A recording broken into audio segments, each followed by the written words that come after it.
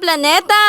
For today's video nga po ay may kumatok sa bahay and oh my gosh, in God's blessing, binigyan po tayo ng office chair na ating aayusin at pagagandahin. And by the way, sa mga gusto nga pong magpaayos ng kanilang mga upuan sa kanilang mga bahay, like sofa, ay nag-aayos po ang aming katapat na bahay. At kung wala naman po kayong sofa na ipapaayos, ay no worries dahil gumagawa din po sila, kaya ano pang hinihintay nyo?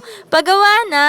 As you can see guys, una nga po natin kailangan gawin dito ay barinahan or butasin yung mga paglulusutan ng blind threads. Ito po ay para lumubog yung pinakakanto ng diamond design ng ating tela. At kapag butas na po ito ay tsaka natin ilusot yung mga blind threads. Tiyaga at mahabang pasensya nga po talaga ang kailangan dito dahil matagal po siyang gawin. Ayan, for the butas-butas tayo at meron nga pong bakal dyan, medyo nahirapan po yung gumagawa. Ito nga po pala ang supportive at napakasimple kong tatay na mas marami pang pera sa akin, Charis. Ayan, we're almost done at kailangan na lang natin coveran yung likod. And here's the final result. Sobrang saya ko nga po nang makita kong tapos na ito and I'm so thankful for everything. Yun lamang po mga kaplaneta. Thank you for watching!